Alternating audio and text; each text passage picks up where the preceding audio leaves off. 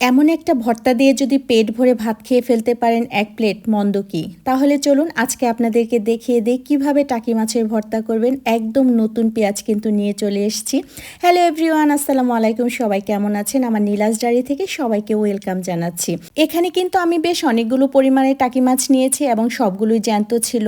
এই জ্যান্ত থাকার কারণে কিন্তু ভর্তাটা খেতে বেশি মজা লাগে।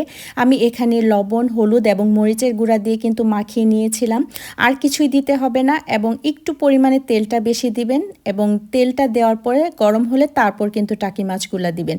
আরেকটা কথা বলি, আমি কেন টাকি মাছের ভর্তা দেখাচ্ছি, কারণ আমার এই ভর্তাটা যারা যারা খেয়েছে সবাই কিন্তু বলে যে অনেক মজা। এটা কিন্তু দেশি পেঁয়াজ যে লাগবে এমন না, যে কোনো পেঁয়াজ দিয়েই করতে পারবেন, কারণ টাকি মাছের ভর্তাটা করার কিন্তু অনেক ওয়ে আছে। তবে চেষ্টা করবেন এখন যে বাজারে দেশি পেঁয়াজ আছে পাতাসহ, সেটা যদি ভর্তা করেন সেই ভর্তাটা খেতে কিন্তু ভীষণ মজা হয়। কথা বলতে বলতে আমার কিন্তু মাছ ভাজাটা প্রায় হয়ে গিয়েছে। এটা যে একদম মোচমোচে করতে হবে এমন কিন্তু কথা না। এই যে দেখেন, এখন কিন্তু আমি মাছটা তুলে নিব। একদম মোচমোচে করতে হবে না, যতটুকু দেখলে বুঝবেন যে মাছটা কাঁটাটা ছাড়ানো যাবে, ঠিক ওই সময়ই কিন্তু তুলে নেবেন।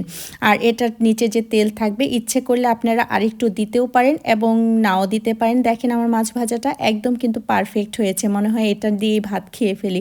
যাই হোক, এখানে কিন্তু আমি পেঁয়াজের যে পাতাটা আছে এবং পেঁয়াজ ছিল সব কিছু মিলিয়ে কিন্তু দিয়েছি, কারণ দুইটা মিলিয়ে দিলে ভর্তাটা খেতে কিন্তু বেশ ভালো হয়। এখানে কিন্তু বেশি কিছু দিতে হবে না, হালকা একটু হলুদের গুঁড়া আর লবণ।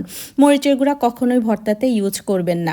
যাই হোক, এটা আমি দিয়ে দিলাম আর পরিমাণ মতো কাঁচামরিচ দিয়ে দিয়েছি। দেখতে অনেকগুলা হলেও এই মরিচটার কিন্তু ঝাল খুবই কম। আর আমার কিন্তু আলাদাভাবে আর তেল লাগে নাই, কারণ নতুন পেঁয়াজের একটা সুবিধা হচ্ছে এখানে কিন্তু খুব বেশি পরিমাণে তেল লাগে না।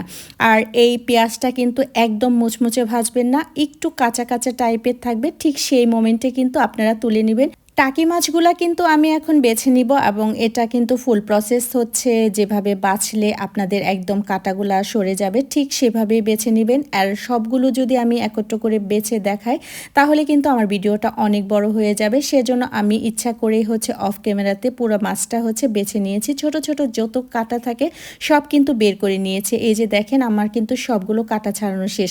আরেকটা কথা, আমি যে পেঁয়াজের শেষের দিকে কিন্তু নামানোর আগে দিয়ে 4-5টা লেবুর পাতা দিয়েছিলাম, সেটা স্মেলটা কিন্তু অনেক ভালো আসে। আর এখানে আমার আরেকটা জিনিস স্কিপ হয়ে গিয়েছে, সেটা আমি কিন্তু অল্প পরিমাণে আদা কুচি দিয়েছিলাম, সেটাও দেখাতে ভুলে গিয়েছি, আমি শ্যুট করতেই ভুলে গিয়েছিলাম। যাই হোক, এটা কিন্তু খুব ভালোভাবে মাখিয়ে নেবেন। টাকি মাছের ভর্তাটা শীতের দিনে গরম ভাতের সাথে কিন্তু বেশ জমে যায়। আমার কিন্তু বেশ মজা লেগেছে। আপনাদের কাছে আমার এই ভর্তাটা কেমন লেগেছে অবশ্যই কমেন্ট করে জানাবেন। সবাই ভালো থাকবেন। আজকের জন্য বাই, আল্লাহ হাফেজ।